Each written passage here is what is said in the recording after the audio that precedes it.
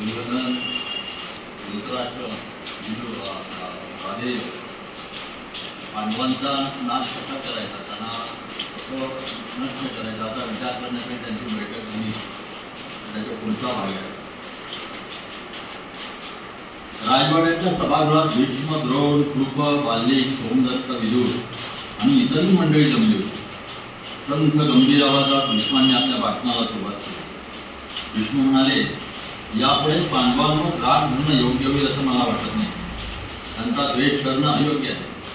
धृतराष्ट्र आणि पांडू हे दोघेही माझे पुतणे आहेत. त्यांचे पुत्र मला सारखेच प्रिय आहेत. दुर्योधन मला युधिष्ठिरा इतकाच प्रिय आहे. सध्या जे काही चाललं आहे ते बघून मला दुःख होत आहे. पांडूच्या पुत्रांच्या बाबतीत योग्य तो निर्णय घेण्याची वेळ आहे. मला असं वाटतं त्यांच्या पित्याचं निधन झालं आहे. कोरोनाच्या प्राचीन राज्यावर दुर्योधना तुझा जितका अधिकार आहे तितका पांडवांचाही आहे. दुर्योधना, तू पांडवांना इथे बोलावून घे आणि या विशाल राज्यावर तुझ्या त्यांचाही हक्क असल्याचं जाहीर कर. तू असं केलं तर सदैव टिकणाऱ्या कीर्तीचा तू धनी होतो. याखेरीज वेगळा मार्ग तू स्वीकारलास तर तू दुःखात आणि अपयशाचा धनी होतो. या जगात जे लहानचं आयुष्य आपल्याला लाभलेलं असतं त्या आयुष्यात माझ्या पुत्रा सत्कीर्तीचं पापणी जागी ठेवून रक्षण केलं पाहिजे. ही एकच गोष्ट महत्वाची आहे. तुझी सत्कीर्ती नाश पावली याचाच अर्थ तुझ्या सगळ्या आयुष्याचं नुकसान झालं. जोपर्यंत तुमची सत्कीर्ती जिवंत आहे तोपर्यंत तुम्ही खऱ्या अर्थाने जिवंत असता. तुमची सत्कीर्ती नाश पावली की तुम्ही नाश पावलात असंच लोक मानतात. तुझ्यासारख्या उमद्या राजपुत्राला जी गोष्ट योग्य आहे तीच त्याने करावी. मला असं वाटतं की प्राक्तनाने तुला ही दुसरी संधी दिली आहे. असाधारण अशी ही संधी आहे. प्राक्तन हे निर्दय बोललेला शब्द गेलेली संधी जशी प्राक्तन परत देत नाही त्याचप्रमाणे केलेली चूक सुधारण्याची संधीही प्राक्तन परत देत नाही. पण तुझ्या बाबतीत प्राक्तनाने दया दाखवली आहे. लाक्षागृहात पांडवांना जाळण्याचा अपघात होऊनही ते देवाच्या दयेने वाचले आहे. लाक्षागृहात जे घडलं तो अपघात होता असं मी म्हटलं. कुंती जिवंत आहे. 5ही पांडव जिवंत आहे. पापी पुरोचक तुमच्या सुदैवाने मरण पावला आहे. तू जर पांडवांचा चांगला वागलास तर तू पांडवांना लाक्षागृहात जाळण्याचा प्रयत्न केलास हा तुझ्या आणि तुझ्या पित्याच्या नावाला लागलेला कलंक धुतला जाईल. आपली सत्तेची सिद्ध करण्याची हीच संधी तुला आहे. तू चांगला माणूस आहेस. धर्माच्या मार्गाने जायचे तू जाणतोस. स्वतःच्या हितासाठी तू धर्माच्या मार्गाने वागलं पाहिजे. तू अर्ध राज्य पांडवांना देऊन टाक आणि शांतीचा अनुभव घे. द्रोण उठून उभे राहिले. भीष्मांनी जे विचार मांडले ते त्यांना पटलेले होते. ते म्हणाले, भीष्मांनी जे सुचवलं आहे तेच करणं योग्य आहे. द्रुपदाच्या दरबारात देणग्या घेऊन दूध पाठवा. कुंतीच्या पुत्रांना शांत करून दरबारात निमंत्रित केलं पाहिजे. अनाथांचा नाथ होणे राजाचे कर्तव्य आहे. कौरव आणि पांडवांना मैत्रीचा प्रस्ताव सादर करावा ही गोष्ट राधे याला पसंत होती. पांडवांना इतरांचे आव्हान द्यावे याच मताचा तो. या पृथ्वीवर कोणी राज्य करावे हा प्रश्न रणांगणावर सोडवला जावा हा सिद्धांत मांडणारा राधेय होता. विदुर उभे राहिले आणि म्हणाले, हे माझ्या प्रिय बंधू, इथं जमलेले आम्ही सर्व तुझे हितचिंतक आहोत. तू आणि तुझा पुत्र यांची कीर्ती कलंकित होऊ नये अशीच आमची इच्छा आहे. भीष्म आणि द्रोण जे योग्य तेच बोलले आहे. तू राधेयांच्या बोलण्याकडे लक्ष देऊ नको. तो उतावळ्या स्वभावाचा आहे. तो तुझ्या पुत्रा इतकाच संतापलेला आहे. दुर्योधन आणि राधे यांच्या ध्यानात परिस्थितीचं गांभीर्य आलेलं नाही. माझ्यापेक्षा त्यांचे विचारच तुला जवळचे वाटते याची मला जाणीव आहे. पण असं असलं तरी मी जे काय सांगतो ते तू नीट ऐकून. लाक्षागृहाला लागलेल्या आगीमुळे तुझं नाव कलंकित झालं. तुझ्या आत्म्याला ग्रसणारे सर्व पापी विचार झटकून टाकण्याची ही संधी आहे. आपलं अर्ध राज्य तू पांडवांना द्यावंच हे तर योग्य आहेच. पण त्याचबरोबर आणखी एक गोष्ट आहे. पांडवांचा राग ओढवून घेणं योग्य नाही. ते एकेकाळी तुझ्या हातात आणि असह्य होते तसे ते आज उरलेले नाही. आता ते समर्थ बनले आहेत. पांडवांनी द्रौपदीशी लग्न केल्यामुळे राजा द्रुपद आणि त्याचा तेजस्वी पुत्र धृष्टद्युम्न हे त्यांचे नातेवाईक बनले आहेत. त्यांना आता बलराम आणि कृष्ण यांचा पाठिंबा आहे. कृष्ण त्यांच्या बाजूचा असल्यामुळे ते निश्चितच अजिंक्य आहे. संतापलेल्या भीमाला समोर जाण्याची कुणाची हिंमत आहे? अर्जुनाशी लढण्याची कुणाची ताकद आहे? अलीकडेच काही राजांनी 2 वेळा तसे प्रयत्न करून पाहिले आणि ते पराभूत झाले. राज्यात जर शांतता नांदायची असेल तर शांततेच्या मार्गानेच गेलं पाहिजे. ही गोष्ट मी तुला पुन्हा पुन्हा सांगतो. मी काय सांगतो हे कळण्या इतका परिपक्व वयाच्या दुर्योधनाने राधे अजून झालेले नाही. पण तुझी गोष्ट वेगळी आहे. तुझा चुलता भीष्म यांच्या सल्ल्याप्रमाणे वागणं हेच तुझ्या हिताचं आहे. पांडवांना निमंत्रण पाठव आणि योग्य ती गोष्ट कर. धृतराष्ट्र म्हणाले, तू जे म्हणालास ते मला पटत आहे. पांडवांना चांगलं वागायला पाहिजे असंच माझंही मत आहे. आपला जन्मसिद्ध हक्क भोगण्यासाठी ते जिवंत आहे ही भाग्याची गोष्ट आहे. आपला निरोप घेऊन पांचाल देशात जा असे राजा धृतराष्ट्राने विदुराला सांगितले. ज्येष्ठाने दिलेला सल्ला मान्य धृतराष्ट्रांना भाग्यात पडले. तो सल्ला धुडकावून आपला पुत्र दुर्योधनाच्या ऐकणे त्यांना शक्य झाले नाही. पांडवांविषयी टोकाचा द्वेष त्याच्या मनात अजून निर्माण झाला नव्हता. त्याच्या हृदयात अजूनही सभ्यतेची ठेवणी शिल्लक होती, ती विजलेली नव्हती. विदुर पांचाळ देशात गेले. राजा द्रुपद आणि पांडव यांनी त्यांचा सन्मान केला. कौरवांनी पांडवांची युद्धाला सुरुवात केली आहे हे वृत्त द्वारकेला कृष्णाला कळले. कौरव सेनेचा पूर्ण पराभव झाल्याची बातमी त्याला कळली. पण तरीही कृष्ण आपले सैन्य घेऊन पांडवांच्या मदतीसाठी पांचाळ देशात गेले. विदुर द्रुपदाच्या दरबारात पोहोचले तेव्हा कृष्ण आणि बलराम तिथे पोहोचले. पांडवांची भेट झाली तेव्हा विदुरांच्या डोळ्यातून आनंदाची ओढ होती. त्यांना आपल्या भावना अनावर झाल्या. धृतराष्ट्राने पाठवलेल्या मूल्यवान भेटी त्याने द्रुपद, पांडव आणि द्रौपदी यांना दिल्या. विदुर द्रुपदाला म्हणाले, माझा बंधू धृतराष्ट्र याने प्रेमाने तुमची सर्वांची आठवण केली आहे. भीष्म आणि द्रोण यांनी तुम्हाला शुभेच्छा पाठवल्या. तुमच्याशी आपले नातेसंबंध जुळले आहेत ही गोष्ट राजा धृतराष्ट्र भाग्याची आहे असं मानतो. तीच गोष्ट कौरव पुत्रांची आणि त्यांच्या ज्येष्ठांची आहे. राजाला पांडवांना भेटण्याची उत्कट इच्छा आहे. लक्षागृहातून पांडव वाचले याचा त्याला अतिशय आनंद झाला आहे. पांडवांना प्रेमानं अलिंगनात नेण्याची त्याची इच्छा आहे. तसे विदुरालाही माहीत असतं. दुर्योधनापेक्षा धृतराष्ट्र सुद्धा किती द्वेष करतो माणसाला. आपल्या मुलाला यादी बसण्याच्या बाहेर दाखवत नाही धृतराष्ट्र. पण हे विदुरात सगळं जाणत असतात, भीष्म जाणत असतात. हे ऐकत असताना कृष्णाच्या ओठात मिसकी स्मित होते. भीमाचा चेहरा अभ्यास करण्याजवळ झाला. अर्जुन आपला खालचा ओठ दाताने चावत होता. आपल्या ओठात हसू फुटू नये म्हणून युधिष्ठिर प्रयत्नशील होता. हे सगळे आपण पाहिलेलंच नाही असे सोंग आणून विदुरांनी पुढे बोलायला सुरुवात केली. आपल्या सुनेनं हस्तिनापूरला यावं आणि आपल्या दर्शनानं सगळ्या नगराला आनंद द्यावा अशी राजाची इच्छा आहे. पांडवांना त्यांच्या वधूसह पाहणं ही राजाला अतिशय आनंद देणारी गोष्ट आहे. पांडवांचं भाग्य उजळलं आहे हे करून राजाचा आनंद अनावर झाला आहे. राजाने दावीला निरोप विदुराने सांगून संपवला आणि विदुर म्हणाले, तू जर पांडवांना माझ्याकडे हस्तिनापूरला पाठवशील तर तो आमचा मोठा सन्मान होईल.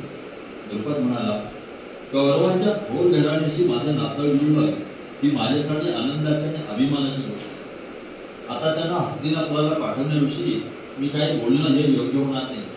हा निर्णय घेणे हे मी युधिष्ठिर आणि त्याचे भाऊ यांच्यावर सोपवतो. कृष्ण आणि बलराम हे दोघे इथे आहेत. त्या सर्वांचा जो काही निर्णय होईल तो मला मान्य आहे. कृष्ण म्हणाला, त्यांनी हस्तिनापूरला जाणं हेच योग्य आहे असं मला वाटतं. कृष्णाचे ते बोलणे ऐकून अर्जुनाने चकित नजरेने त्याच्याकडे पाहिलं, पण काहीच बोलला नाही. द्रुपद म्हणाला, राजाच्या मनात पांडवांविषयी प्रेम आहे तेव्हा हस्तिनापुराला जाऊन राजाला आनंद देण्याचा निर्णय घ्यायला पांडव स्वतंत्र आहेत. विदुर कुंतीच्या महालात गेले. त्यांनी तिला साष्टांग नमस्कार केला. त्यांच्या अश्रूंनी कुंतीचे पाय धुतले गेले. कुंतीने त्यांना उभे राहायला सांगितले. एका आसनाजवळ ठेवून तिने त्यांना बसवले आणि त्यांचे सांत्वन केले. ती म्हणाली, तुमचं प्रेम आणि शहाणपण यामुळे तुझे पुत्र अजून जिवंत आहे. मी रात्रंदिवस तुमची आठवण करतो. आमच्याविषयी तुम्हाला वाटणारी भक्ती कधीही विसरणं शक्य नाही. हस्तिनापुराला आम्ही जाणं हे सुरक्षित आहे किंवा नाही हे मला ठाऊक नाही. माझं मन अस्वस्थ झालं आहे. मी धडपणे विचारही करू शकतो. विदुर म्हणाले, माझ्या प्रिय भगिनी, तुझ्या पुत्रांचं काहीही वाईट होणार नाही, भिवू नकोस. लवकरच तुझे पुत्र या पृथ्वीच्या राजे होते. वास्तविक लाक्षागृहातून जाणारे माहीत असल्यामुळे तिथून भुयार पाडणारा माणूस विदुरानेच पाठवला. तिथून भुयार इथे बाहेर पडणार, तिथून गंगा किनारी तिथे नौकेची व्यवस्था त्यानेच केली होती विदुराने. तिथून त्या भाषेत बोलेल असं बोलेही त्याने सांगितलं होतं धर्मराजाला. त्यामुळे सगळे वाचवणे सगळं विदुरानेच केले. सगळ्यांना माहीत होतं, सगळे लपवून ठेवत. पांडव हस्तिनापुराला जायला निघाले. कृष्ण त्यांच्यासोबत होता. लवकरच ते राजधानी हस्तिनापुराला पोहोचले. तिथले सर्व नागरिक त्यांच्या आतुरतेने वाट पाहत होते. हस्तिनापूर सोडून पांडवांना बरेच दिवस झाले. पांडवांच्या स्वागतासाठी सगळे नगर सुंदर सजवलेले होते. सुगंधी जल सर्व रस्त्यावर शिंपडलेले होते. सगळीकडे फुलेच फुले होते. धृतराष्ट्राचे पुत्र विकर्ण आणि चित्रसेन यांनी त्यांचे स्वागत केले. कृपा आणि द्रोणही उपस्थित होते. पांडवांनी राजवाड्यात प्रवेश केला. त्यांनी भीष्म आणि धृतराष्ट्र यांच्या पायावर डोके ठेवले. सर्वांनी त्यांच्या जिव्हाळ्याने स्वागत केले. काशीची राजकन्या जी दुर्योधनाची पत्नी होती तिने नववधूचे स्वागत केले. तिच्या सोबत राजाच्या इतर सुनाई होते. दुर्योधनाच्या पत्नीने कुंतीला साष्टांग नमस्कार केला. त्यानंतर सर्वजण गांधारीच्या मनाला गेले. कुंतीने आणि द्रौपदीने गांधारीला साष्टांग नमस्कार केला आणि तिचा आशीर्वाद मागितला.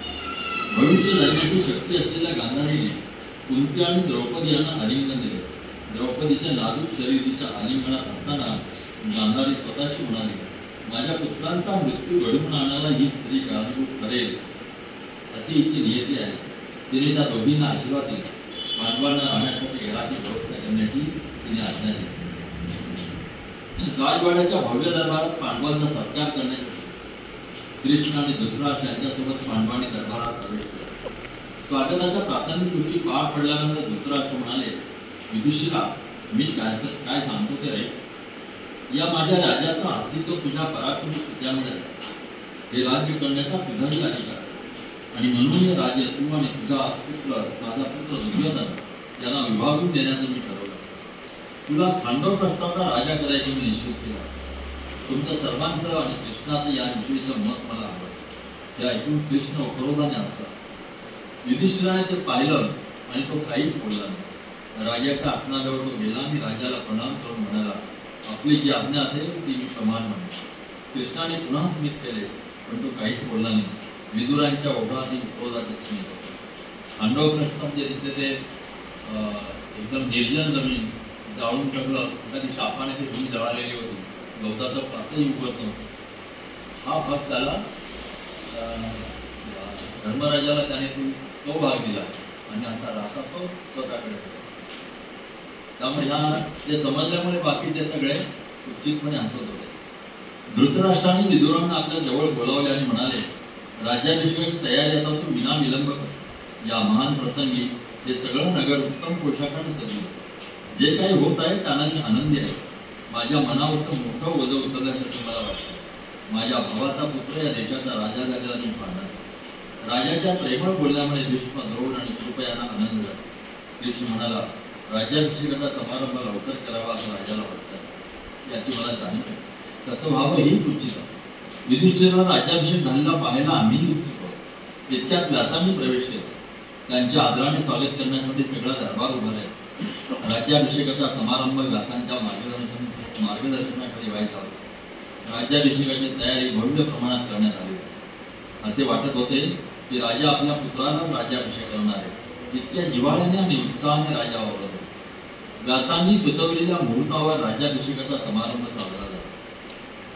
कृप, भीष्म, द्रोण, धौम्य, व्यास आणि कृष्ण यांनी युधिष्ठिराला तू विश्वविजेता हो असा आशीर्वाद दिला. सर्वांची हृदय आनंदाने भरून निघाले. अपवाद फक्त एकच होता आणि तो म्हणजे दुर्योधन. त्याचे हृदय दुःखाने जळत आहे. राजाला ठाऊक आपला पुत्र दुर्योधन याचं सांत्वन कसं करावं याचा तो विचार करीत होता. राजाचा दुर्योधनावर जीव होता. दरबारी जन आणि कृष्ण यांच्यासमोर राजा युधिष्ठिराला म्हणाला, आता तू खांडव प्रस्थाचा राजा आहेस. वेळ न दवडता खांडव प्रस्थाला जावंस आणि राज्यकारभार करावास हेच योग्य आहे. या खांडव प्रस्थावर आपले पूर्व नूष आणि ययातींनी राज्य केलं. खांडव प्रस्थ ही अनेक वर्षे कौरवांची राजधानी होती. तू तिथं सुखाने कालक्रमाने करशील अशी मला आशा आहे. युधिष्ठिराने त्याचा स्वभावच असलेल्या नम्रतेने राजाची आज्ञा घेतली. राजवाड्यात त्यांनी नगरातल्या लोकांचा त्यांनी निरोप घेतला आणि तो खांडवप्रस्थाला जायला निघाला. कृष्ण त्याच्यासोबत. खांडवप्रस्थ ही एकेकाळी कौरवांची राजधानी होती. पण नंतर ऋषींच्या शापाने ती नाश पावली. बुधाच्या पुत्राच्या दुर्वर्तनाला शिक्षा म्हणून हे घडलं. ही राजधानी या घटनेमुळे सोडून जाणं भाग पडलं. आता ती अगदी ओसाड होती. कुणालाही तिथे राहणे शक्य नव्हते. तिथे काहीही पिकत नव्हते. एकही प्राणी तिथे दिसत नव्हते. कौरवांच्या राज्याचे भागीदार म्हणून ही भयानक ओसाड जागा युधिष्ठिराला देण्यात आली होती. ही ओसाड भूमी म्हणजे अर्धे राज्य. या अवघ्या राज्यामध्ये कोसळ भूमी आहे आणि युधिष्ठिरला आणि कृष्णाला कळत होते. कौरवांशी सतत होणाऱ्या भांडणांचा युधिष्ठिरला भीत आला. युधिष्ठिर हा शांतता प्रेमी होता. पांडव दुर्योधनाला हस्तिनापुरात नको होते या गोष्टीचा युधिष्ठिराने स्वीकार केला. धृतराष्ट्रांच्या दरबारात कायमचे राहणे त्याला नको, त्याला शांतता हवी. त्याने हा अन्याय स्वीकारला. ते युद्ध करता येत नव्हते म्हणून नव्हे, तर त्याला युद्ध नको होते म्हणून. युद्धाचा विचार देखील त्याला सहन होत नसे. त्याचा देह क्षत्रियाचा असला, त्याचे मन संन्यासाचे होते. अजात शत्रू या नावानेच तो ओळखला जातो. हे नाव त्याला शोभून दिसत होते. कुणाचाही शत्रू होणे त्याला नको. पांडव खांडवप्रस्थाला पोहोचले तो सगळा ओसाड प्रदेश त्यांनी पाहिला. कृष्ण म्हणाला, युधिष्ठिरा, तुझ्या प्रेमळ सुलताने तुला दिलेला सुंदर प्रदेश पहा. कडकडणारी वीज सुंदर आहे असं तो म्हणतो, त्याला विजय बाबू प्रचंड वादळ येणार आहे हे ठाऊक नसते. हा राजा त्या माणसासारखा आहे. वृद्ध भीष्मांनी या अन्यायाला संमती दिली. याचा अर्थ हाच आहे की या सर्वांना आता आपल्या कर्माची फळं भोगावी लागणार. पण ही भविष्यकाळाची गोष्ट आहे. आंधळ्या राजाच्या या कृत्याला आता तोंड कसं द्यायचं त्याचा विचार आपण करू. कृष्णाने इंद्राला आवाहन केले. कृष्ण म्हणाला, इंद्रा, कौरव राजा उदार झाला आणि त्याने पांडवांनाही जमीन बहाल केली आहे. या प्रदेशाचं स्वरूप बदलून टाकण्याचा तुझ्यावर आहे. या भूमीचं नाव खंडवप्रस्थ असं आहे, पण यापुढे ही भूमी इंद्रप्रस्थ म्हणून ओळखली जाईल. तुझ्या नावाची भूमी आता सुंदर करून टाक. इंद्रलोकाशी तुलना हवी इतकी भूमी सुपीक आणि समृद्ध करून टाक. इंद्र म्हणाला, विश्वकर्मा हा माझा अद्भुत गृहरचनाकार. हे काम आपल्या हाती घेईल. या भूमीला तो सौंदर्य बहाल करेल. जगातली सर्वात सुंदर भूमी म्हणून ती ओळखली जाईल. शुभ मुहूर्तावर त्या ओसाड प्रदेशाची निराने बांधणी सुरू करण्यात आली. पवित्र मंत्रांचे पठण व्यासांनी केले. विश्वकर्म्याच्या किमयाने आपले रचना कौशल्य दाखवायला सुरुवात केली. त्याने त्या जागेचे रूपच बदलून टाकले. पांडवांनी राहण्याच्या दृष्टीने ते नगर तयार झाले. युधिष्ठिराने या नगरात प्रवेश केला तेव्हा लोकांनी त्याचा जय जयकार केला. इंद्रप्रस्थ नगराची कीर्ती सर्वत्र पसरली आणि दूरवरचे लोक हे नगर पाहण्यासाठी येऊ लागले. युधिष्ठिर, त्याचे भाऊ आणि कृष्ण अतिशय आनंदित झाले. काही दिवस असेच मोठा आनंद झाला. एक दिवस कृष्ण युधिष्ठिराकडे आला आणि म्हणाला, इथं राहायला आल्यापासून मला बरेच दिवस झाले. आता मला माझ्या घरी द्वारकेला गेलं पाहिजे. हे ऐकून युधिष्ठिर दुःखी झाला. कृष्णाने त्याचे सांत्वन केले आणि तो म्हणाला, मी कुठेही असलो तरी नेहमी पांडवांच्या कल्याणाचाच विचार करा. तुम्हाला माझी गरज पडेल त्यामुळे परत येईल, पण आता मला परत जायचं आहे. त्याने पांडवांचा निरोप घेतला आणि द्वारकेला जायला निघाला. त्याचा रथ द्वारकेच्या दिशेने पुढे गेला, पण त्याचे मन पांडवांच्या आसपास संकाळ झाले. इंद्रप्रस्थात पांडव सुखी होते. कृष्ण द्वारकेला निघून गेल्यानंतर काही दिवसांनी नारद मुनी सहज म्हणून पांडवांना भेटायला आला. युधिष्ठिराने नारद मुनींना उचित अशा आदराने त्यांचे स्वागत केले. विश्वाचा निर्माता ब्रह्मा, त्याचा नारद हा पुत्र. नारद हा थोर पुरुष होता. तो नारायणाचा भक्त होता. एकदा पांडव आणि नारद एकत्र बसले असताना राज्यकारभार कसा काय चालला याचा प्रश्न नारदांनी युधिष्ठिराला विचारला. नारदांनी त्याला अनेक बाबतीत मोलाचा सल्ला दिला. युधिष्ठिराने राणी द्रौपदीला बोलावले. तिने नारद मुनींना साष्टांग नमस्कार केला. नारदांनी तिला आशीर्वाद दिल्यानंतर ते आपल्या महालात गेले. नारद पांडवांना म्हणाले की द्रौपदी तुमच्या 5 जणांची पत्नी आहे.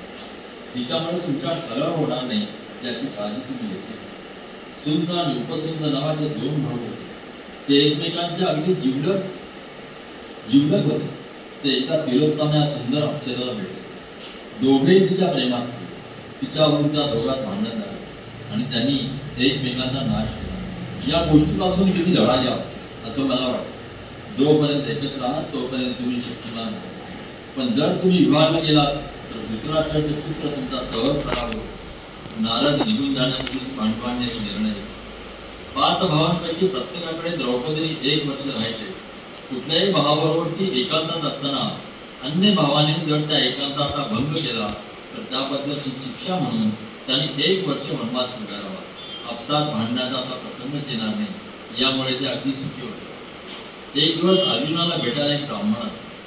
एका चोराने त्याच्या गायी चोरून नेल्या. माझ्या गायी मला परत मिळवून दे अशी त्यांनी अर्जुनाला विनंती.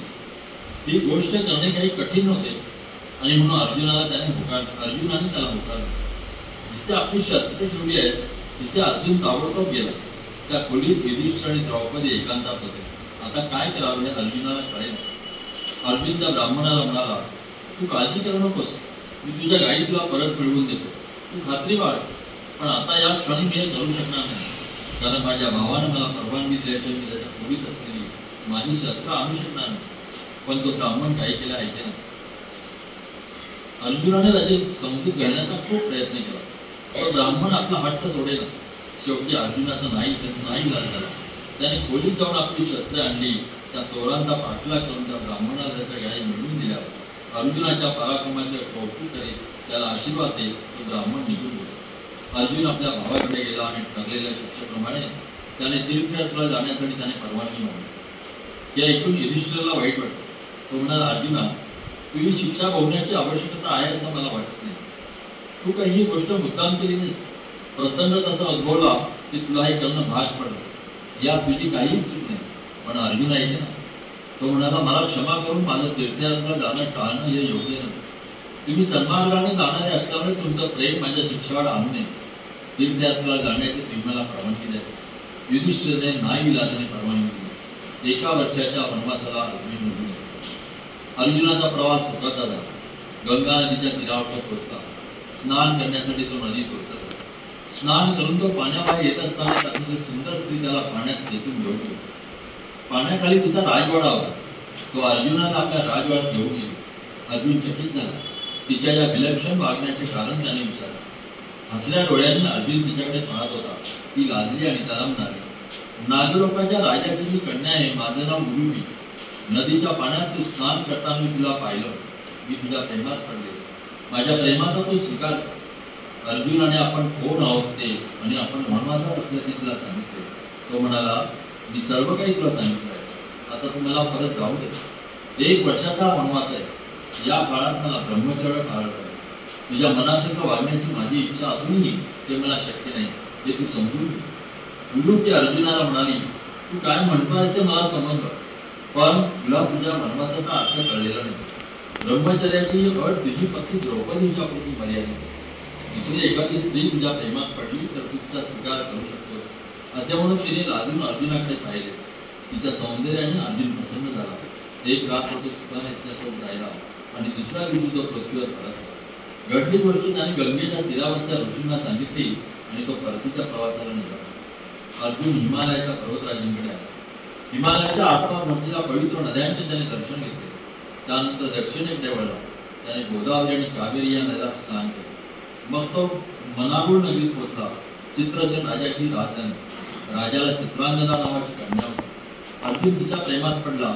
तिच्याशी आपला विवाह करून देण्याची त्याने राजाला विनंती केली. राजा अर्जुनाला म्हणाला, आमच्या घराण्यात गेल्या कित्येक पिढ्यात एकच मुलगी जन्माला येते.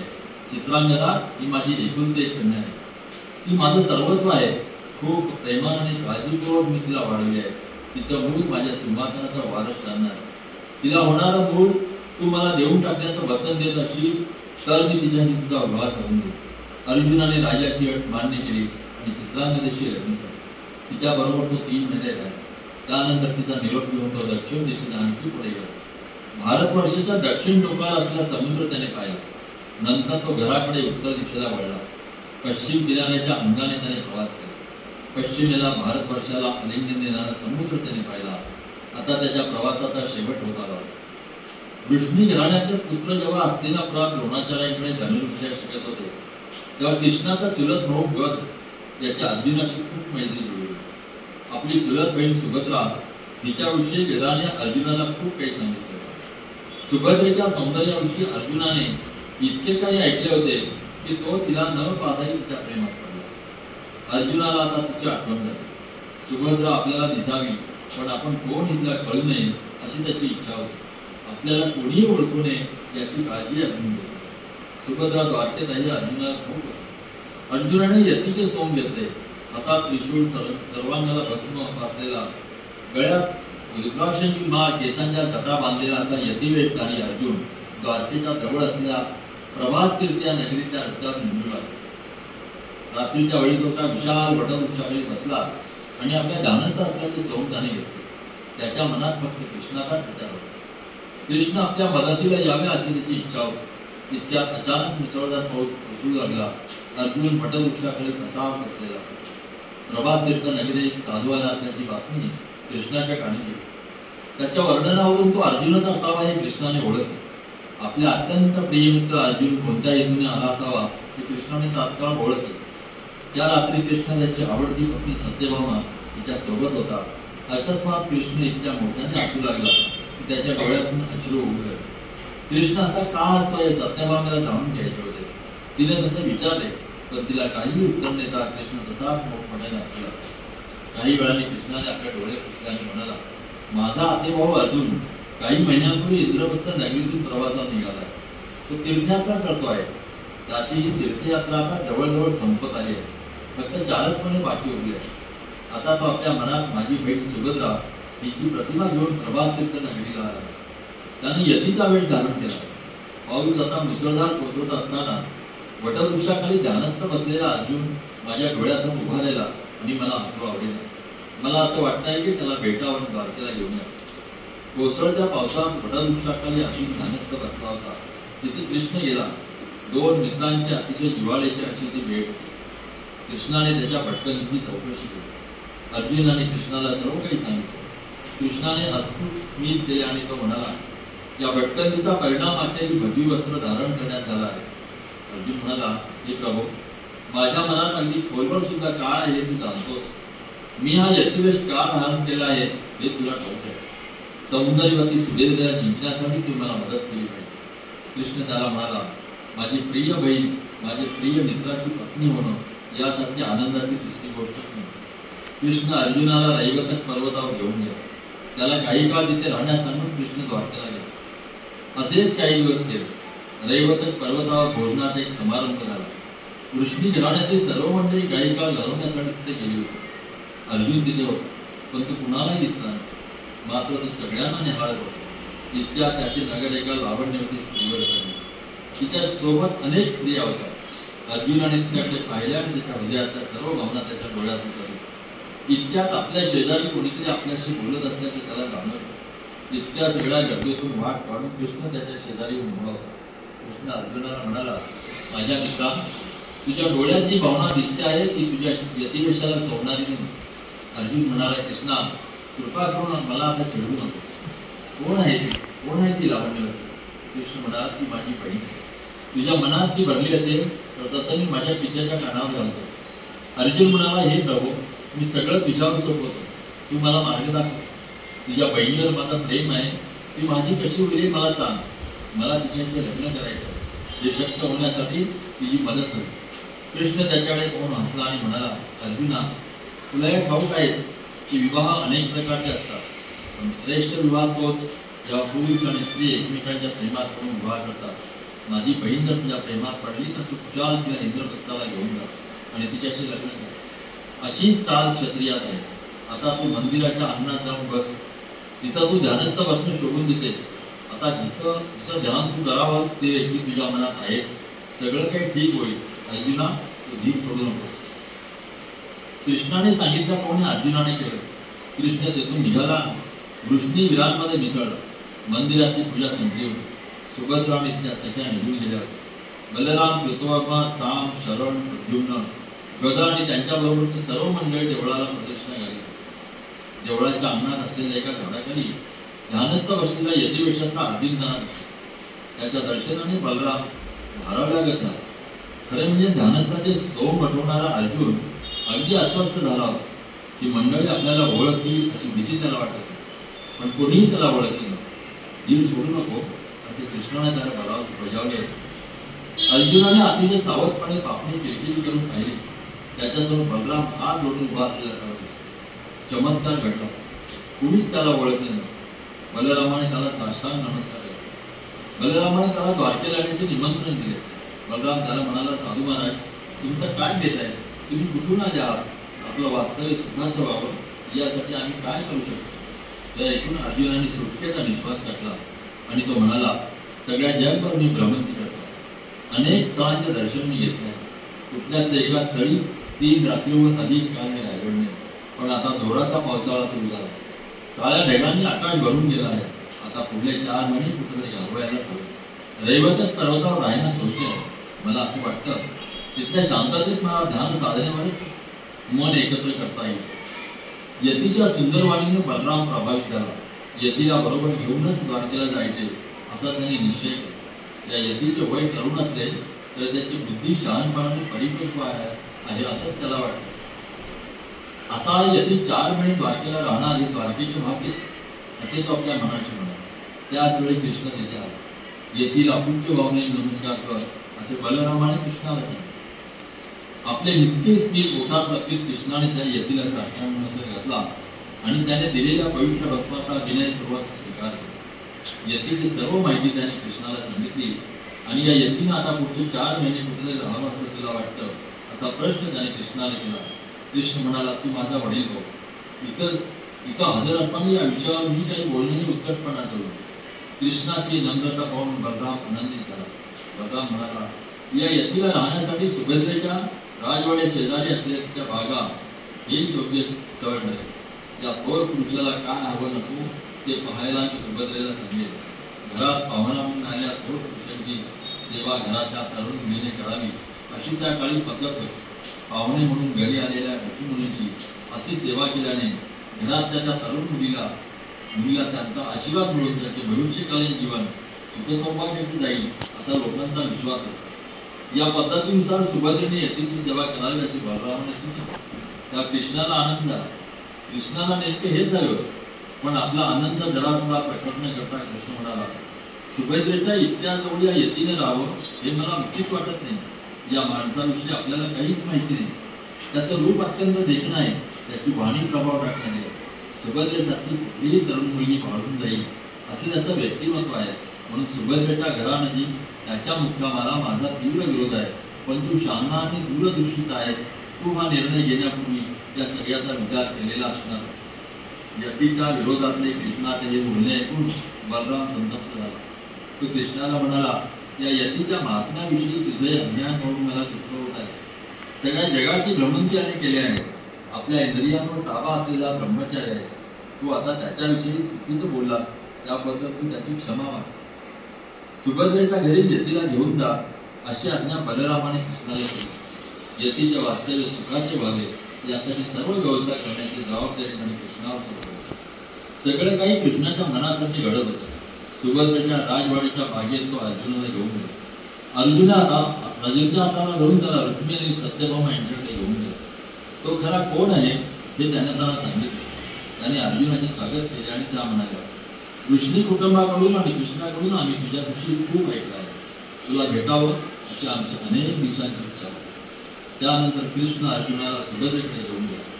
बलरामाने दिलेल्या सर्व सूचना त्याने तिला सांगितल्या. अर्जुनाला सुभद्रेच्या हवाले करून कृष्ण निघून गेला. जाताना त्याने अर्जुनाकडे पाहिले आणि त्याला चिडवणारे विषय स्मित केले. सुभद्रेच्या बागेत अर्जुनाने सुखाच्या अनेक दिवस घालवले. भावाच्या सूचना ती निष्ठापूर्वक पाळत होती. अर्जुनाला तिच्याविषयी वाटणारे प्रेम दिवसेंदिवस वाढतच होते. यती वेळदारी अर्जुनाच्या बाजूला बसून सुभद्रा त्याला काय हवे नको ते पाहत असे. त्याचे जेवण ती स्वतः आणून वाढत असे. सारा वेळ अर्जुन सुस्काळे थोडी तिच्याकडे पाहत आहे. तो इतका अस्वस्थ का दिसतोय हे तिला कळत नसते. मग ती तिथून निघून जाईल. ती आपल्या मैत्रिणींबरोबर बागेत फिरत असते. द्वारका नगरीत आणि विष्णूच्या कुटुंबात अर्जुन हे नाव गौरवातले होते. सौंदर्य आणि शौर्य यांचं जणू प्रसंगच होता. धनुर्विद्येच्या शाळेत विद्यार्थी आपसात बोलताना आपण अर्जुनासारखं व्हायला पाहिजे असेच म्हणत असत. मुलात भांडण झाले की म्हणत मला चिडवू नकोस किंवा आव्हान देऊ नकोस. अर्जुन सुद्धा माझी बरोबरी करू शकणार नाही. ते तू कोण लागून गेला. वडीलधारी माणसे तू अर्जुनासारखा शूर होता हो असा आशीर्वाद मुलावून देत असत. आई होणाऱ्या स्त्रीला तुला अर्जुनासारखा पुत्र हो असा आशीर्वाद मिळत असे. अर्जुनाने भारलेल्या अशा वातावरणात सुभद्रेचे मन अर्जुनाकडे वळू लागले. तिचा भाऊ कृष्णही अर्जुनाच्या सौंदर्याचा आणि सद्गुणाचा वारंवार उल्लेख करीत असे. गदाने तिला अर्जुनाविषयी खूप काही सांगितलं. ज्या अर्जुनाला तिने कधीच पाहिले नव्हते त्याच्या प्रेमात ती पडली. इंद्रप्रस्थावरून कुणी आले की त्याला अर्जुनाची मैत्री विचारायची असे. सुभद्रेच्या बागेत अर्जुन सुखाने राहत होता. या यतीच्या वागण्याचे पुढे सुभद्रेला पडत असे. सारा वेळ तो आपल्याकडे रोखून पाहत असल्याचे तिला कळत असे. एकदा तिला असे जाणवले की हा यती अर्जुनासारखा दिसतो. तिने ऐकलेल्या अर्जुनाचे वर्णन या यतीला शोभून दिसत असे. पण हा यती अर्जुन कसा असेल अर्जुन काही संन्यासी होता असाही विचार तिच्या मनात येतो. ही गोष्ट त्यालाच आपण विचारावी असा विचार सुभद्रेने केला. एक दिवस सुभद्रा अर्जुनाला म्हणाली, आपण सगळ्या भारतवर्षाचा प्रवास केला आहे, आपण कोणकोणत्या सुंदर स्थळांना भेटी दिल्या आहेत ते मला सांगा. अर्जुन हे ऐकून खुश झाला. त्याला अशी संधी पाहिजे होती. मग वेगवेगळ्या सुंदर स्थळांची वर्णने आपल्या मधुर वाणीने सुभद्रेला सांगणे हा अर्जुनाचा रोजचा कार्यक्रमच होऊन गेला. गोड आवाजात ही वर्णने ऐकत सुभद्रा तासनतास अर्जुनाच्या सहवासात राहत. एकदा अशीच अर्जुनाच्या सहवासात असताना सुभद्रेने इंद्रप्रस्थाचा विषय काढला. ती म्हणाली, आपल्या भटकंतीत आपण इंद्रप्रस्थाला भेट दिलेली असणारच. माझी आत्या कुंती देवी तिथे राहते. आमचा आतेभाऊ युधिष्ठिर यालाही आपण पाहिलेले असणार. पांडव आमचे आतेभाऊ आहेत. आपण या सर्वांना भेटलो असल्याचे यतीने सांगितले. सुभद्रा म्हणाली, अर्जुन सध्या इंद्रप्रस्था बाहेर गेल्याचे मी ऐकले आहे. तोही आपल्यासारखा वेगवेगळ्या स्थळांना भेटी देत जगभर हिंडणार आहे. भटकंतीत आपण त्याला कधी भेटला आहात काय? ती चांगलीच संधी मिळाली असे अर्जुनाला वाटले. तो म्हणाला, होय, मी त्याला भेटलो आहे. अगदी या क्षणी देखील तो कुठं आहे ते मला माहिती आहे. सुभद्रेने उत्तेजित होऊन विचारले, कुठं आहे तो या क्षणी? अर्जुन म्हणाला, मी सांगतो तुला, या जगातल्या एका अत्यंत सुंदर स्त्रीच्या प्रेमात अर्जुन पडला. तिची प्राप्ती व्हावी म्हणून त्यानं यतिवेश धारण केला आहे. तो या क्षणी तुझ्या समोरच आहे. तू त्याला अजून ओळखलं नाहीस, कसं काय? हे ऐकून सुभद्रेचा चेहरा लाजेने लाल झाला. तिला अर्जुनाकडे पाहायचा धीर होईल. आपली नजर भूमीवर फिरवून ती उभी राहिली. मी तुझ्यावर प्रेम करतो, मी तुझ्याशिवाय जगू शकणार नाही असे तो तिला म्हणाला. अर्जुनाचे बोलणे ती एक शब्दही न बोलता ऐकत होती. नंतर ती आपल्या महालात निघून गेली. सुभद्रा आजारी झाली. अर्जुनावरच्या प्रेमाने आजारी झाली. या परिस्थितीची कृष्णाला पूर्ण कल्पना होती. ते दोघे तरुण प्रेमी काही काळ एकमेकांना न भेटणे हेच योग्य असे त्याला वाटले. आपली पत्नी रुक्मिणी हिला त्याने यतीची सेवा करण्यासाठी पाठवली. तिला अर्जुनाच्या चेहऱ्यावरती निराशा पाहावी लागली. रुक्मिणी त्याला म्हणाली, माझ्या येण्यामुळे तुला आनंद झालेला नाही मला कळत आहे. रुक्मिणी त्याच्याकडे पाहून निष्ठुरपणे असली. अर्जुन अगदी बावरल्यागत दिसत होता. सुभद्रा आजारी पडली असून कुठलाही वैद्य तिला बरी करू शकत नसल्याचे तिने त्याला सांगितले. देवकी आणि इतर सर्वांना सुभद्रेच्या आजाराची काळजी वाटू लागली. देवकी बलराम आणि कृष्ण यांच्याकडे गेली आणि तिने त्यांना सुभद्रेच्या आजाराविषयी सांगितले. जवळच असलेल्या एका बेटावर सर्वांनी जावे आणि तिथे रुद्राची पूजा करावी असे कृष्णाने सुचवले. त्यानंतर सर्व परिस्थिती सुधारेल असे कृष्ण म्हणाले. बलरामाला ही योजना आवडली. सुभद्रेला एकटी सोडून ते सर्वजण त्या बेटावर रुद्र पूजा करण्यासाठी गेले. त्यानंतर कृष्ण सुभद्रेकडे आला आणि तिला म्हणाला, सुभद्रे, मी काय सांगतो ते काळजी करू नये. आम्ही सगळे 15 दिवस बाहेर येऊ जाणार आहोत. तू इथे राहणार आहेस. आता मी या यतीशी बोलून घेतो. आजपासून 12 दिवसांनी लग्नाचा शुभ मुहूर्त आहे. तो तुमच्या लग्नाचा मुहूर्त असेल असे बोलून कृष्ण इतरांबरोबर निघून गेला. 12 दिवसांनंतर अर्जुन सुभद्रेला म्हणाला, आजचा दिवस हा माझ्या हृदयात असलेली इच्छा पूर्ण करण्याचा दिवस आहे. हे तुझा भाऊ कृष्ण ज्यानं तुला सांगितलं असेल. मी तुझ्यावर प्रेम करतो हे तुला ठाऊक आहे. तुझा आणि आजच्या या दिवसाचा विचार करीत मी प्रत्येक रात्री काढून काढले आहे. आपण क्षत्रिय आहोत. क्षत्रियांना गांधर्व विवाह मान्य आहे. आता तू या विवाहाला तुझी संमती दे. सुभद्रा शांत होती. तिच्या गालावरून अश्रू ओघळत होते. अर्जुनाने तिचे सांत्वन केले. तो तिला म्हणाला, भिवू नकोस, अस्वस्थ होऊ नकोस. मी तुला इंद्रप्रस्थाला घेऊन जातो. आपल्याला जाण्यासाठी वेगवान अश्वांचा रथ तयार आहे. रथात सर्व शस्त्रही हवी अशा अर्जुनाने सुभद्रेला सांगितले. अर्जुनाने सांगितल्याप्रमाणे सुभद्रेने केले. तो रथ कृष्णाचा होता. अर्जुनाला मदत व्हावी म्हणून कृष्ण आपला रथ मागे मुद्दामच ठेवून गेला. संयुक्त सुग्रीव, बलराम आणि मेघपुष्प हे कृष्णाचे आवडते 4 घोडे या रथाला जोडलेले होते. सर्व तयारी झाली आहे असे सुभद्रेने अर्जुनाला सांगितले. सुभद्रेला उत्तम रथ चालवता येतो हे अर्जुनाला ठाऊक. घोड्यांच्या लगाम तो आपल्या हातात घे असे त्याने सुभद्रेला सांगितले. आपला यतिवेश टाकून देऊन अर्जुनाने राजपुत्राचा देखणा वेश धारण केला. ते दोघे प्रेमिक निघायला तयार झाले. सुभद्रेने हातात चाबूक घेतला आणि रथ हाकायला सुरुवात केली. रथ इंद्रप्रस्थाच्या दिशेने धावू लागला.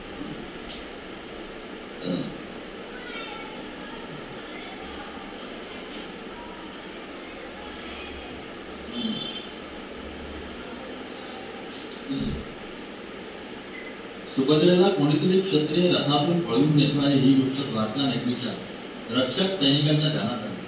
त्यांनी त्या रथाचा पाठलाग सुरू केला, पण नगराच्या सीमा ओलांडून रथ खूपच पुढे गेला असल्यामुळे त्यांचा नाही झाला. रथातल्या अर्जुनाला काही लोकांनी ओळखले आणि कृष्णी कुटुंबाला निरोप पाठवून द्वारकेवर ओढवलेल्या संकटाची कल्पना दिली. यवृत्त गटात बलरामाच्या नेतृत्वाखाली अनेक जण एकत्र आले. अर्जुनासारख्या दिसणाऱ्या कोणीतरी सुभद्रेला पळवून न्यायला सांगण्यात आले. हे ऐकून बलराम संताप झाला. काही न बोलता उभ्या असलेल्या कृष्णाकडे त्याने पाहिले. तो कृष्णाला म्हणाला, तू काहीच बोलत नाही, हे तुझंच काम असणार, तू हे का होऊ दिलं? मी होऊ दिलं? डोळ्यात आश्चर्याची भावना आणून कृष्णाने प्रश्न विचारला. कृष्ण पुढे म्हणाला, वास्तविक असं होण्याची शक्यता नाही याची सूचना मी तुला आधीच दिली. कदाचित हे तुला आठवत नसेल, या दोघांना एकत्र आणणं धोक्यात आहे मी तुला सुरुवातीला सांगितलं. दोघंही तरुण आणि सुंदर आहेत, असं काहीतरी होणार याचा अंदाज मला होताच, पण त्या यतीविरुद्ध बोललेला एक शब्द ऐकायला तू तयार नव्हता. आता काय घडलं आहे ते तूच बघ. मी खरं बोलायची तुझी हरकत, खरं बोलायला तुझी हरकत नसली तर मी स्पष्ट सांगतो की हे जे काही घडलं आहे त्याला तू जबाबदार आहे.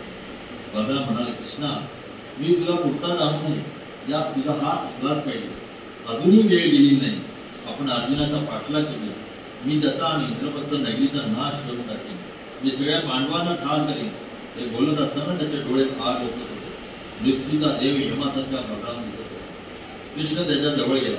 लहान मुलाची समजूत घालावी तसे तो बलरामाचे सांत्वन करू लागला. तो बलरामाला म्हणाला, माझ्या प्रिय बंधू रागावू नको.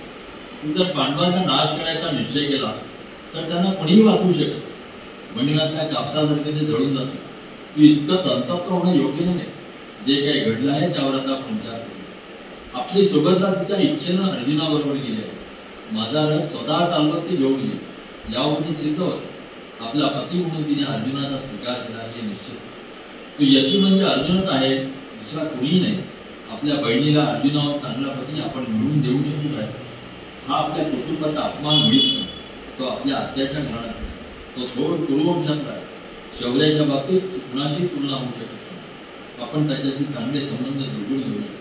इथे लढाई टाळणं हे लाजीरवाणं नसून प्रशंसनीय आहे. आपण त्याच्या पाठोपाठ जाऊ आणि आपण त्याच्यावर रागवलेलं नाही हे त्याला दाखवू. कृष्णाचा युक्तिवाद ऐकून बलरामाची समजूत पडली. ते दोघे मग अर्जुनाच्या पाठोपाठ निघाले. पण तो खूपच दूर निघून गेला असल्यामुळे त्यास द्वारकेला परत यावे लागले. अर्जुन इंद्रप्रस्थाला पोहोचेपर्यंत त्यांनी थांबायचं ठरवलं. त्यानंतर इंद्रप्रस्थाला जाऊन त्यांनी अर्जुन आणि सुभद्रा यांचे विधिवत लग्न करून द्यायचं ठरवलं. इंद्रप्रस्थाला जाण्याची त्यांनी तयारी केली. एव्हाना अर्जुन इंद्रप्रस्थ नगरीच्या वेशीपाशी पोहोचला. द्वारकेला आपण केलेल्या प्रेमकल्पनाचे वृत्त जर द्रौपदीला कळले तर ती संतापेल त्या अर्जुनाला भाऊ. तो सुभद्रेला म्हणाला, द्रौपदी स्वभावानं अतिशय रागीट आहे.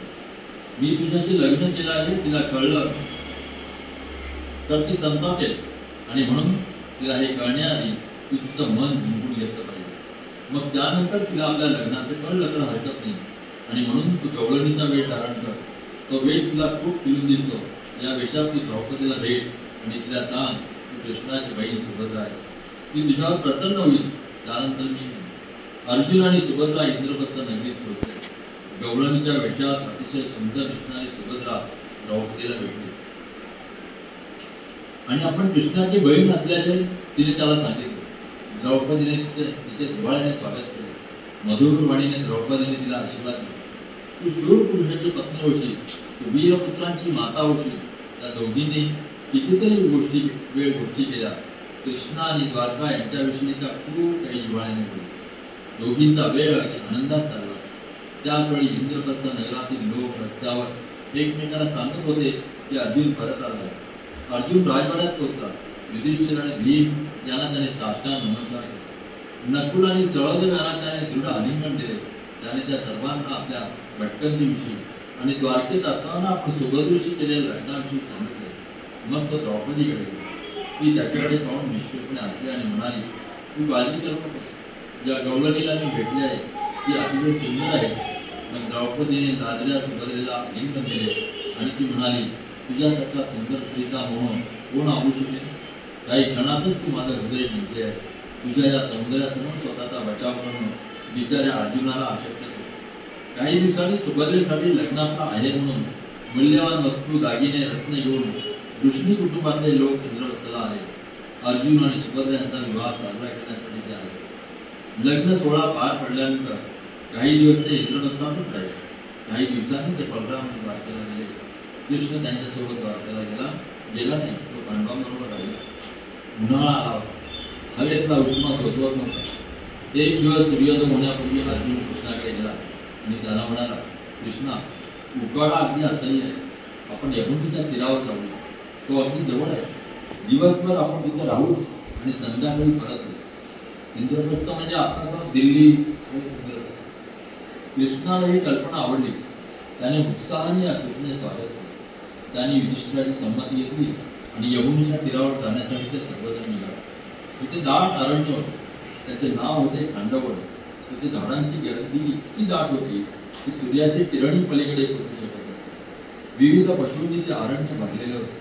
सर्पांचा राजा तक्षक याचे ते घर होते.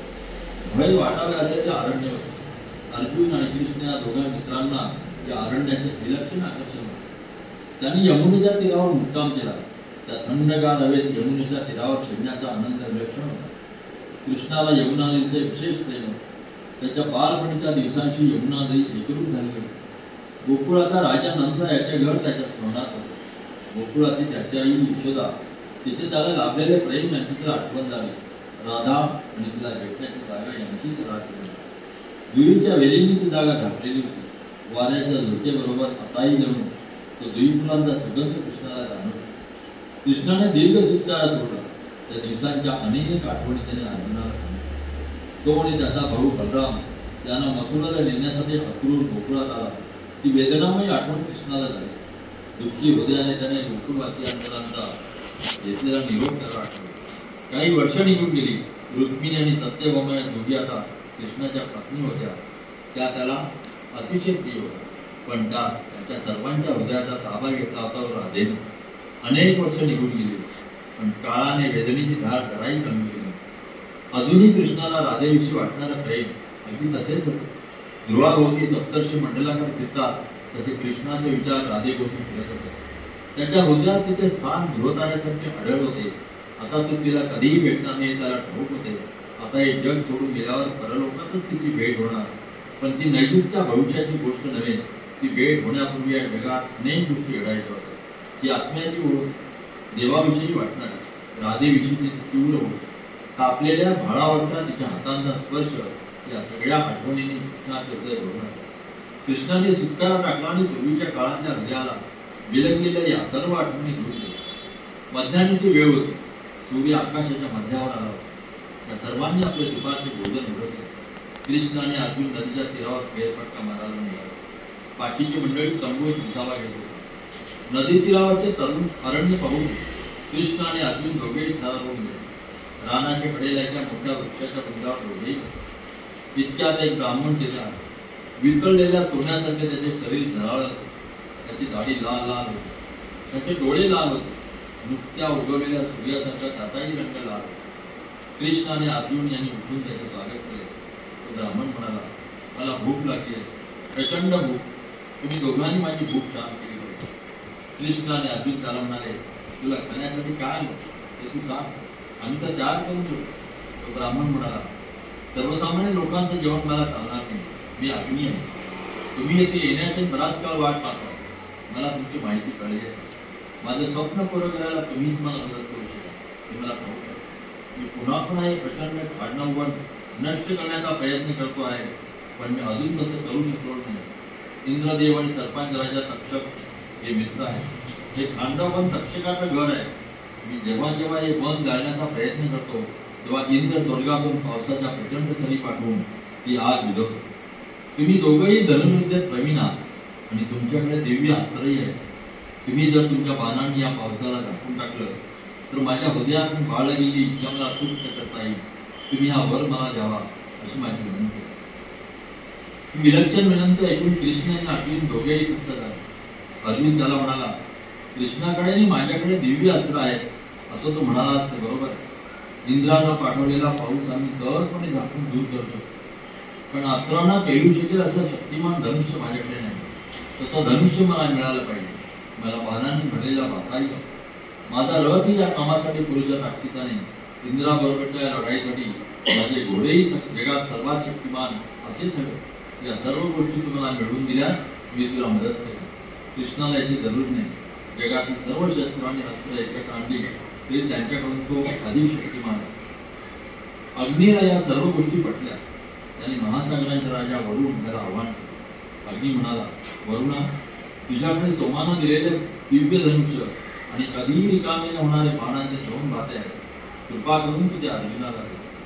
वेगवान घोड्यांचा रथ त्याला दे. आज अर्जुन कृष्णाच्या मदतीनं एक महान कार्य करणार. कृपा करून त्या गोष्टी अर्जुनाला दे. वरुण म्हणाला, या गोष्टी मी त्याला आधीच दिल्या आहेत. वरुण अर्जुनासाठी जगात सर्वश्रेष्ठ असे गांडीव धनुष्य घेऊन आला. त्याबरोबर त्याने कधीही संपणारे बाणांचे 2 भातेही आणले. त्याच्याजवळ गांडीव धनुष्य आहे.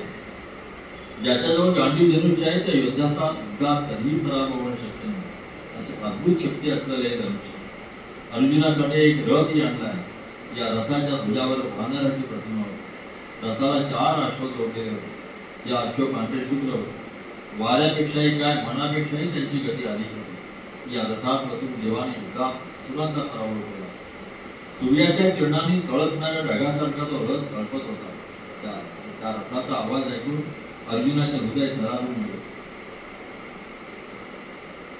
कृतज्ञता आणि आनंद अर्जुनाच्या हृदयात मावेना. हे सर्व साहित्य ज्यांनी दिले त्या देवांविषयी हृदयात नम्रता धारण करून अर्जुनाने रथाभोवती प्रदक्षिणा घातली. गांडीव धनुष्याला प्रणाम करून त्याने ते हातात घेतले. त्या धनुष्याचा रणत्कार भीती निर्माण करणारा होता. आजवर कशाने अर्जुनाचे हृदय इतके थरारून गेले नाही. अग्नीने कृष्णाला चक्र दिले. अग्नी कृष्णाला म्हणाला, हे चक्र तुझ्याजवळ असताना कुणीही तुझा पराभव करू शकणार नाही. कुठलाही देव तुझं आव्हान स्वीकारू शकणार नाही. या चक्राचं नाव सुदर्शन आहे. खरं म्हणजे तुझंच आहे. पुरातन काळी या चक्रातूनच तू दैत्यांचा नायनाट केला होता. 8 वर्षानंतर हे चक्र पुन्हा तुझ्या हाती येतं. यानंतर कौमत्की नावाची गदा अग्नीने कृष्णाला दिली. कृष्ण आणि अर्जुन ही सर्व शस्त्रास्त्रे मिळाल्यामुळे आनंदित झाले.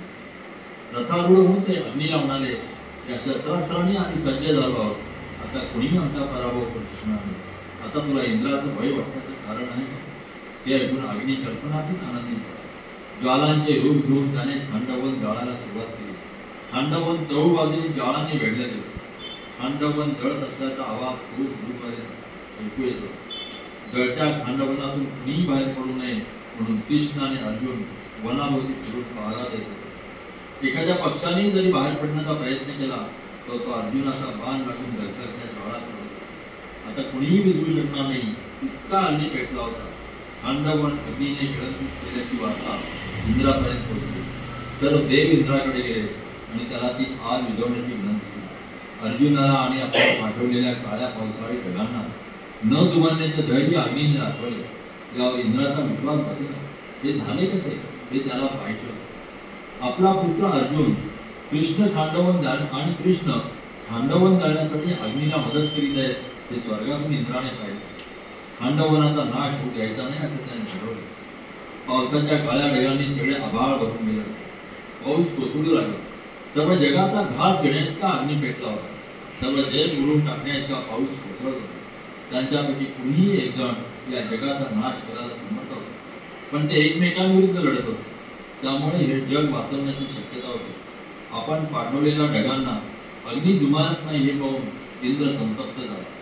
पुष्कळ आणि आवडत्या आपल्या आवडत्या मेघांना त्याने बोलावून घेतले. आता पावसाने अगदी वेगळे रूप घेतले. पाण्याच्या प्रचंड धिंडी आकाशातून पृथ्वीवर पोहोचू लागल्या. पण अर्जुन जराही भ्यायला. खांडवनाला चहूबाजूने झाकून टाकणारे बाणांचे कांबळ त्याने पसरले. पावसाचा एक थेंबही आता रानापर्यंत पोहोचला. खांडवन ज्याचे घर होते तो सर्पांचा राजा तक्षक आग लागली तेव्हा तिथे नव्हता. तो बाहेर गेला होता. त्याचा पुत्र अश्वसेन या आगीत सापडला. त्याने आणि त्याच्या आईने वनाबाहेर पडण्याचा प्रयत्न केला. पण अर्जुनाच्या बाणाने तो प्रयत्न सफल होऊ दिला नाही. तेव्हा अश्वसेनाच्या आई त्याला म्हणाली, माझ्या पुत्रा, तू बाहेर पडण्याचा प्रयत्न कर आणि सुटका करून घे. मी अर्जुनाचं लक्ष माझ्याकडे वेधून घेईन आणि संधी साधून तू या आगीबाहेर पड. आईची आज्ञा पाळणं पुत्राला भाग. तिने आकाशात उड्डाण केले आणि अर्जुनाला तिने पाहिले. ते एक बाण सोडून तिला ठार केले. हे सर्व इंद्राला होताना इंद्राने पाहिले. पाण्याचा महामेघ अग्नीवर पाठवला आणि अश्वशना सुटकेत सिंधुता उतरवली. हे पाहून अर्जुन संतप्त झाला आणि त्याने इंद्रावर हल्ला केला. इंद्राने त्याच्याकडचे दिव्य अस्त्रे अर्जुनावर सोडले. इंद्राने वायव्य अस्त्र सोडले. प्रचंड वारा वाहू लागला आणि मग आग भिजू लागला. हे अस्त्र कसे निष्प्रभ करायचे हे अर्जुनाला ठाऊक होते. कृष्ण आणि अर्जुन हे दोघेही आता इंद्रावर चिडले होते. युद्धाने आता भयानक रूप घेतले. इंद्राने आता आपले वज्र अर्जुनावर टेकण्यासाठी आपल्या हातात घेतले. इंद्राचा संताप पाहून इतर देवही आपली शस्त्रास्त्रे घेऊन इंद्राच्या मदतीला आले. स्वर्गाच्या राजाबरोबर युद्ध करण्याचे औदार्य दाखवणाऱ्या अर्जुन आणि कृष्ण या दोघा मानवांचा त्याला नाश करायचा होता. तिथे जमलेले ऋषी चकित होऊन युद्ध पाहत होते. युद्धही चालू होते आणि खंडवनाचे जळणेही चालूच होते. कुणीच त्याला आवर घालीत नव्हते. इतक्यात आकाशवाणी झाली, खंडवन जळण्यापासून वाचवण्याचा तुझा प्रयत्न तू थांबवला पाहिजे. जळणाऱ्या अरण्यात तुझा मित्र तक्षक नव्हता. त्याच्या पुत्रालाही सुटका करून घेण्याची संधी तू दिली आहे. या दोन मानवांना युद्धात हरवणं तुला शक्य नाही. ते दोघे म्हणजे नर आणि नारायण आहेत. ते अजिंक्य आहेत. आपल्या पुत्राबरोबरचं हे अनैसर्गिक युद्ध तू थांबवणं हेच योग्य. इंद्राने युद्ध थांबवले. तो कृष्ण आणि अर्जुन यांच्याकडे गेला आणि म्हणाला, आज तुम्ही दोघांनी देवांनाही अशक्य अशी गोष्ट साध्य केली. तुम्हाला हवा तो वर तुम्ही माझ्याकडे मागा, मी तुमच्यावर प्रसन्न आहे. कृष्णाने हलकेच मान हलवली आणि तो स्मित करून बाजूला उभा राहिला. आपल्या पित्याला पाहून अर्जुन आनंदित झाला. त्याने इंद्राच्या पायावर आपले डोके ठेवले आणि तो म्हणाला, तुमच्याकडे असलेली सर्व दिव्य अस्त्र तुम्ही मला द्या. इंद्र त्याला म्हणाला, ती मी तुला नक्कीच देणार आहे, पण अजून ती देण्याची वेळ आली नाही. शंकरानं आपलं पाशुपत अस्त्र तुला दिलं की मी माझी सर्व अस्त्र तुला देईन. असं बोलून इंद्र स्वर्गलोकातील आपल्या घरी निघून गेला. मै नावाचा एक असुर होता. खंडवनाच्या आगीत तो सापडला. तो बाहेर पडण्याचा प्रयत्न करीत असताना कृष्णाला दिसला. त्याला ठार करण्यासाठी कृष्णाने आपले सुदर्शन चक्र पाठवले. घायलेला आणि विराज झालेला मै अर्जुनाच्या पायावर पडला आणि त्याने दयेसाठी त्याची प्रार्थना केली. अर्जुन त्याला म्हणाला, घेऊ नकोस, तुला कसलीही इजा होणार नाही. अर्जुनानेच त्याला असे आश्वासन दिल्यामुळे कृष्णाने आपले सुदर्शन चक्र मागे घेतले. खंडवन अनेक तास जळत होते. शेवटी त्याचे राख होऊन गेले. अग्नी, कृष्ण आणि अर्जुन या आपल्या मित्रांकडे गेला आणि त्यांना म्हणाला, माझं समाधान झालं. अनेक वर्षांचं माझं स्वप्न मी तुमच्या मदतीमुळे पूर्ण करू शकलो. तुमच्या मदतीमुळे जे अशक्य होतं ते शक्य झालं. अग्नीने त्यांना आशीर्वाद दिला आणि तो अदृश्यवरून निघून गेला. यमुनेच्या तीरावर थंड हवेत कृष्ण आणि अर्जुन फिरायला निघाले. ते वातावरणात हवे कसे वाटावे असे होते. यमुनेच्या पाण्यावरून येणाऱ्या थंडगार वाऱ्याच्या झुळका इतक्या ताज्यातवाने करणाऱ्या होत्या की खंडवनाची घटना त्यांना एखादे स्वप्न पडून जावे अशी वाटते. मातेच्या आलिंगणाप्रमाणे यमुनेने त्यांना शांत केले. काही वेळ ते तिथेच थांबले. कृष्ण आणि अर्जुन ज्या झाडाच्या बुंदावर बसले होते त्यावरून उठले. इतर मंडळी तंबू टाकले होते तिथे जावे आणि मग इंद्रवस्थाला परतावे असे त्यांना वाटले. परतीची तयारी करण्याची वेळ आता झाली. पश्चिम क्षितिजावर सूर्य पोचला होता. सणासुदीला दिवे उजळता तसे सांध्यमेघ उजळले होते. लवकरच रात्र होणार होती. एखाद्या पांघरुणासारखी त्याला झाकून टाकणार होती. त्यांना घाईने निघायला पाहिजे होते.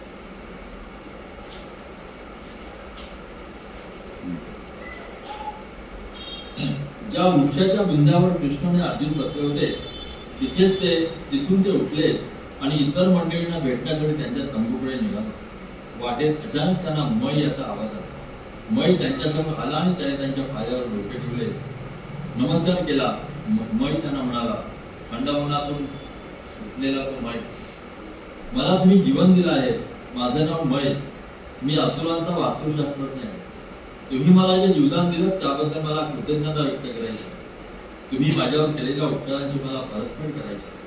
अर्जुनाने स्मित केले आणि तो त्याला म्हणाला, मी तुझ्यासाठी करू शकलो याचा मला आनंद आहे. तुझ्याकडून कसलीही परतफेड मला नको. एखाद्या माणसासाठी काही चांगलं केलं तर त्याबद्दल परतफेड स्वीकारणं हे माझं तत्व नाही. परत जाण्यापूर्वी अर्जुन त्याला म्हणाला, तू माझे कसलेही उपकार मानण्याचे कारण नाही. आपण आता चांगले मित्र झालो. समाधान मला पुरेसा आहे. इतके बोलून अर्जुन परत जायला निघाला. पण मै आपला हट्ट सोडले. तो अर्जुनाला म्हणाला, तू असं बोलावसे अर्थातच तुला शोभेस आहे, पण तू माझ्यावरची दया केलीस तिची परतफेड मी करतो आहे असं तू समजून मला फक्त माझी कृतज्ञता व्यक्त करायची आहे की ऐकूनही अर्जुनाचे मन बदलत मयाकडून काहीही स्वीकारण्याची त्याची मुळीच इच्छा नव्हती. पण मयाची मनपूर्वकता अर्जुनाला जाणवली. अर्जुनाने क्षणभर विचार केला आणि तो मयाला म्हणाला, मला स्वतःसाठी काही नको आहे, पण तुझंही समाधान व्हावं असं मला वाटतंय. तू असं काहीतरी कर की ज्यामुळे कृष्णाला आनंद होईल. कृष्णाचा आनंद हेच माझं समाधान. मयाने उत्सुकतेने कृष्णाकडे पाहिले. कृष्णाने आपले मन व्यक्त करण्याची तो वाट पाहला. कृष्ण हा विष्णूचा अवतार. धर्माची प्रतिष्ठापना करण्यासाठी त्याने पृथ्वीवर कृष्णाचा जन्म घेतला होता. या जगाला झोपेतून हलवून जागे करण्याची वेळ येऊन पडली आहे याची कृष्णाला जाणीव झाली. कृष्ण नारायण आणि अर्जुना नर होता. आपला हेतू पूर्ण करण्यासाठी त्याने पृथ्वीवर जन्म घेतला. पापांचा भार आपल्याला सोसवत नाही अशी तक्रार पृथ्वी मातेने त्याच्याकडे केली होती. मी तुझ्या मदतीला येईन असे आश्वासन त्याने त्याला दिले होते. या जगाचा भविष्यकाळ कृष्णाने आपल्या मनचक्षुनी पाहिला होता. त्या जगातल्या राजांच्या पेतांची भरलेली कुरुक्षेत्राचे रणांगण त्याने पाहिले होते. त्याचे सेवक जय आणि विजय त्यांना दिलेले वचन त्याला आठवत होते. हिरण्याक्ष आणि हिरण्यकश्यप या नावाने त्याने पृथ्वीवर जन्म घेतला होता. कृष्णाने त्यांचा वध केला होता. पुढचा जन्म त्यांनी रावण आणि कुंभकर्ण या नावाने घेतला होता. कृष्णाने त्यांचा वध केला होता. तिसरा आणि शेवटचा जन्म त्याने शिशुपाल आणि दंतवक्त्र या नावाने घेतला होता. पृथ्वीवरच्या देहबंधनातून आता त्याने कायमची मुक्ती कृष्ण देणार होता. या सर्व गोष्टींचा विचार करून कृष्णाने हे विनाशाचे सूत्र आपल्या हाती घेतले होते. कृष्ण काही वेळ स्वतःशीच विचार करीत होता. तो मयाला म्हणाला, तू मोठा वास्तुशास्त्रज्ञ आहेस असं तू म्हणतोस. युधिष्ठिर मला अतिशय प्रिय आहे. तू त्याच्यासाठी एक सुंदर राजवाडा बांधून दिलास तर मला आनंद होईल. असा दुसरा राजवाडा कुठेही असता कामा नये. युधिष्ठिरासाठी तू हे कर. तू हे केलंस तर मला आणि अर्जुनालाही आनंद होईल. आपल्याला पांडवांसाठी काहीतरी करण्याची संधी मिळाली याचा मयाला अतिशय आनंद झाला. युधिष्ठिरासाठी राजवाडा बांधण्याची योजना त्या मनात बोललं. ते इंद्रप्रस्थाला पोहोचले. त्यांनी त्या दिवसात घडलेल्या सर्व विलक्षण घटना युधिष्ठिराच्या कानी घातल्या. त्यांनी मयाला त्याच्यासमोर उभा केला आणि मय तुझ्यासाठी राजवाडा बांधून देण्याचे सांगितले. युधिष्ठिराने इंद्रप्रस्थ नगरीत त्याचे स्वागत करून त्याचा गौरव केला. मय अगदी खुश झाला. पांडव आणि कृष्ण यांच्याबरोबर त्याने राजवाड्याच्या आकृतीबंधाची चर्चा केली. शुभमुहूर्त पाहून त्या दिवशी त्याने राजवाडा बांधायला सुरुवात केली. हा राजवाडा पुढे मय सभा या नावाने ओळखला जाऊ. आता मला द्वारकेला जाण्याची संमती दे अशी विनंती कृष्णाने युधिष्ठिराला केली. इंद्रप्रस्थाला येऊन कृष्णाला आता बरेच दिवस झाले. कृष्णाने जाऊ नये असे पांडवांना वाटत होते. युधिष्ठिर कृष्णाला म्हणाला, कृष्णदेवा, आमच्या आयुष्याच्या नौकेला सुरक्षित मार्ग दाखवणारा तू तारा आहेस. प्रत्येक गोष्ट आम्हाला दिली आहे. तो आमचा निरोप घ्यावास या गोष्टीला आम्ही संमती कशी द्या. तू आमचं जीवन आहेस. आम्हाला सन्मार्ग दाखवण्यासाठी नेहमी आमच्या बरोबर हवा. आमचे विचार आणि कृती यांचा व्यवहार तुझ्या नियंत्रणाखालीच चालतो. तुझ्याशिवाय आमच्या अस्तित्वाला काहीच अर्थ होणार नाही. मी नेहमी तुमच्या बरोबरच असेल असे आश्वासन कृष्णाने युधिष्ठिराला दिले. तुम्ही जेव्हा बोलवाल तेव्हा मी हजर होईल असे कृष्ण म्हणाला. कुंती, पांडव, द्रौपदी आणि सुभद्रा या सर्वांचा कृष्णाने निरोप दिला. मिस्किल स्मित करत कृष्ण सुभद्रेला म्हणाला, या माझ्या रथाला जाऊन तू माझे काम कृत्य केलंस. आता माझा रथ मी घेऊन जायला तुझी हरकत नाही ना. ते शब्द बोलून कृष्ण रथारूढ झाला. सुभद्रा अजूनही लाजून तिथेच उभी.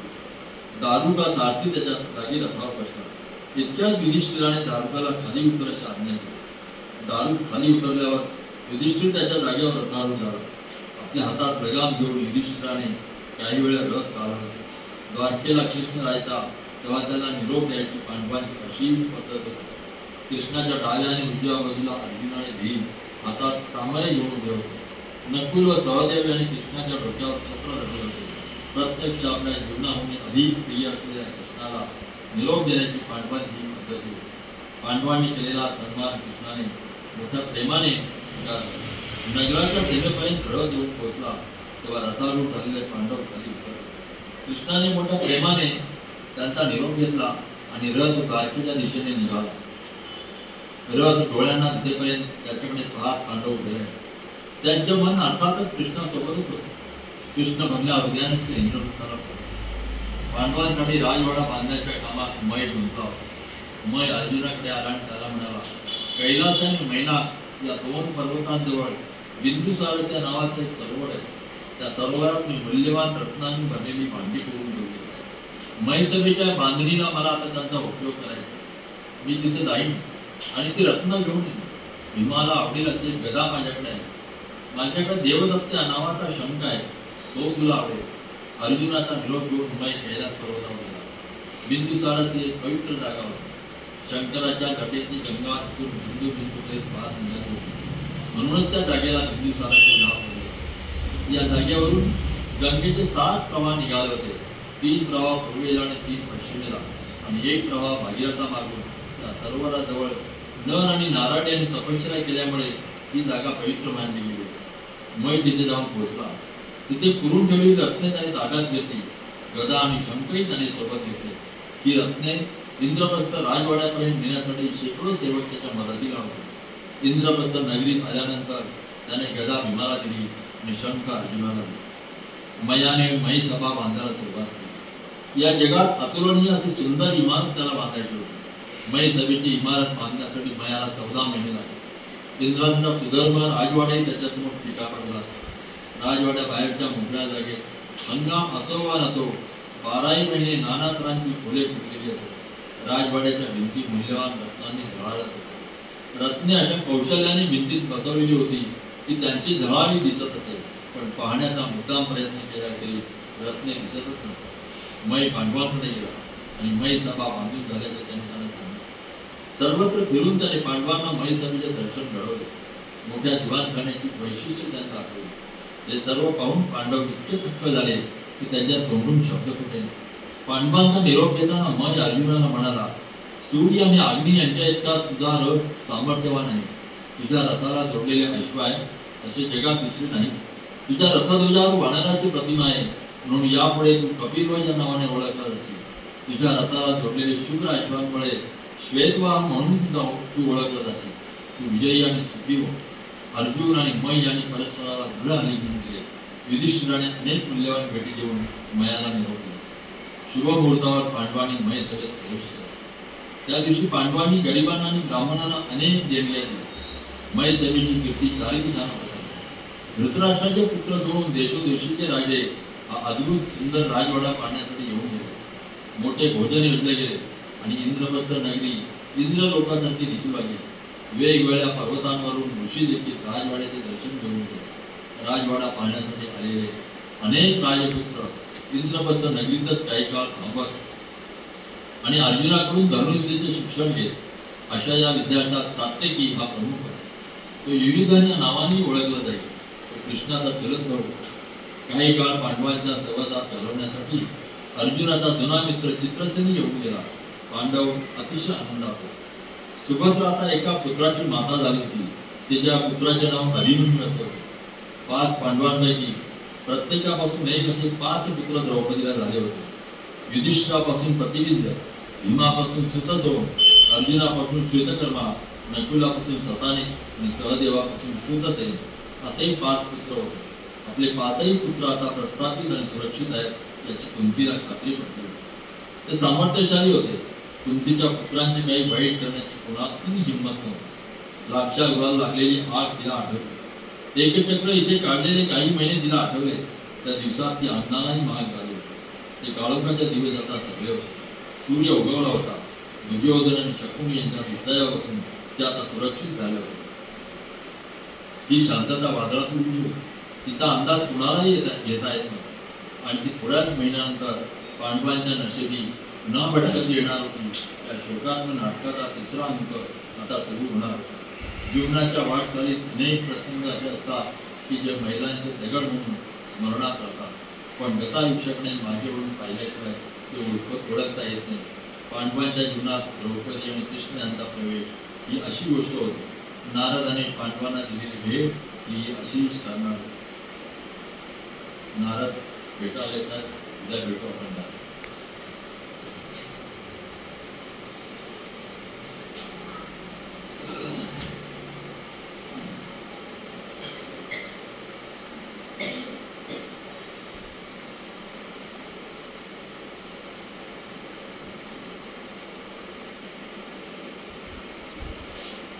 आता विश्वात्मके देवे येणे वाग्यज्ञे तोषावे, तोषोनी मज द्यावे, असा यदान हे. जे खयांशी व्यंकटी सांडो, तया सत्कर्मी रती वाढो. भूता परस्परे पडो, मैत्र जीवांचे.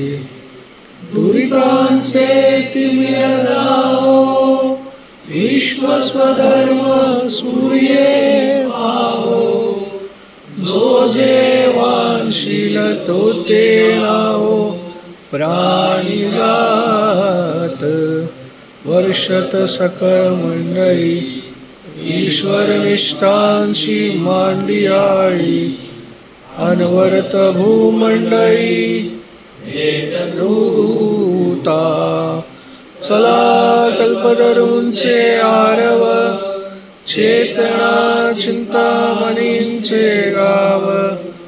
बोलले जे अर्णव पियुषाचे, चंद्रमेचे आलांक्षण.